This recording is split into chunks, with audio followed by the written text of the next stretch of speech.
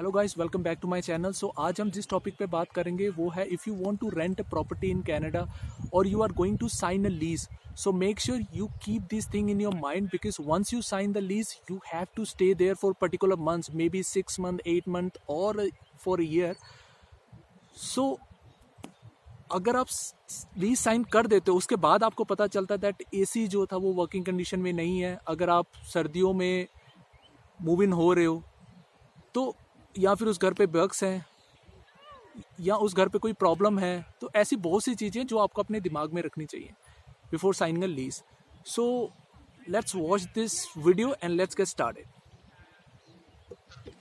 सो guys, first thing first, so अगर आप lease sign करने जा रहे हो तो मेक श्योर जो आपकी लीज हो वो मिनिमम मंथ्स की हो, बिकॉज कल को आप जब भी घर चेंज करना चाहते हो अपना, तो आपको अपनी रिप्लेसमेंट दे के जानी पड़ेगी, तो वो थोड़ा मुश्किल हो जाता है। तो मेक श्योर आपकी जो लीज है अगर आप वो साइन कर रहे हो तो मिनिमम 6 month की कर लो, because they always prefer 8 months for a year, but आप मेक श्योर कि मिनिमम मंथ्स की अपनी लीज साइन करो।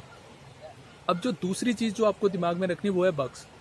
आपको ये कंफर्म करना है कि आपकी जो बिल्डिंग है उसमें बग्स तो नहीं है, बिकॉज अगर आपकी बिल्डिंग में बग्स हैं तो आपका रहना बहुत मुश्किल हो जाएगा। तो मेक श्योर अगर हैं या नहीं है ये आप एक बार पहले उनसे क्लियर कर लो तो वो ज़्यादा अच्छा होता है, ताकि कल को कोई प्रॉब्लम हो तो वो आपको वो चीज़ ठीक करा के दे सकते हैं। ठीक है, अब जो तीसरा पॉइंट है वो है rent.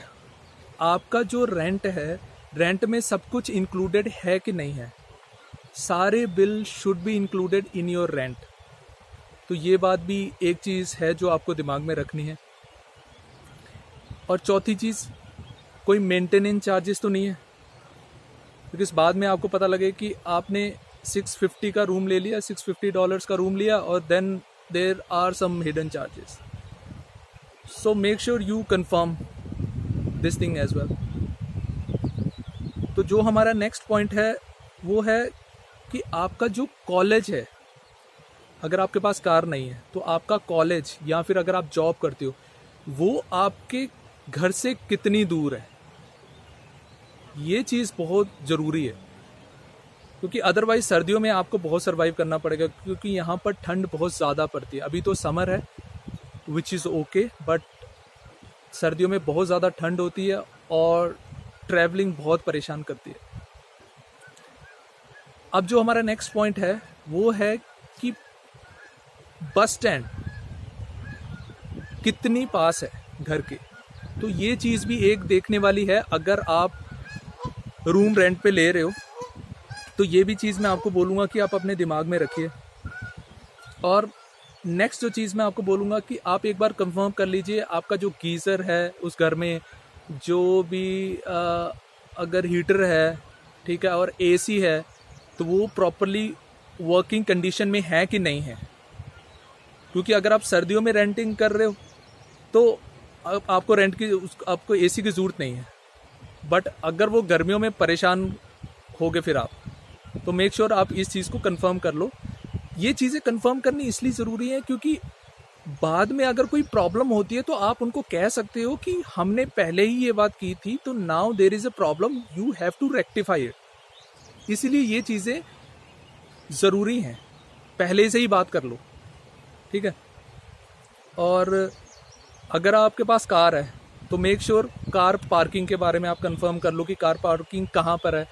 On the top of that, अगर कार पार्किंग जितनी घर के पास हो वो ज़्यादा सही है, otherwise you have to go and आपकी कार पहले लाओगे फिर उसको रेडी करोगे तो वो थोड़ा सा प्रॉब्लम हो जाता है अगर कार पार्किंग थोड़ा घर से दूर हो तो।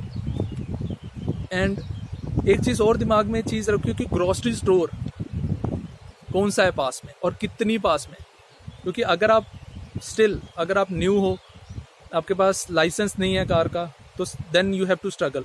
कई बार आपको 2 बसेस चेंज करके ग्रोसरी लानी है तो ग्रोसरी कई बार ज़्यादा होती है, तो उससे क्या होता है कि फिर एक बस चेंज करो, 5-6 पैकेट हैं आपके पास, पॉलीथीन ऑलरेडी आप पकड़े हुए हो, फिर दूसरी बस में बैठो, तो ये काफ़ी हेक्टिक सा हो जाता है। तो मेक श्योर आप ये चीज़ भी अपने दिमाग में रखो। और एक चीज़ जो मैं आपके साथ और डिस्कस करना चाहूँगा वो है, अगर आप बेसमेंट ले रहे हो तो अगर आप बेसमेंट ले रहे हो तो मेक श्योर आपको ये चीज़ें आपके दिमाग में होनी चाहिए।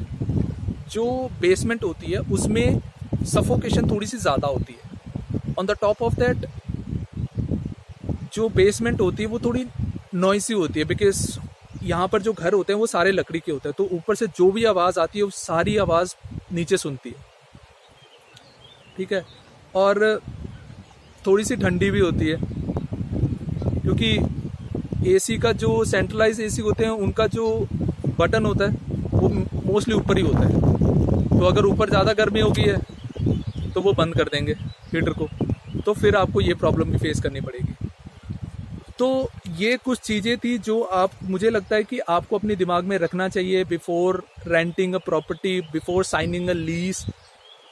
तो आई होप आप ये सारी चीज़ें दिमाग में रखोगे एंड आपको ये वीडियो अच्छी लगी होगी। अगर वीडियो अच्छी लगी है मेरे चैनल को सब्सक्राइब कीजिए। मैं मिलता हूँ आपसे नेक्स्ट वीडियो में। Thank you.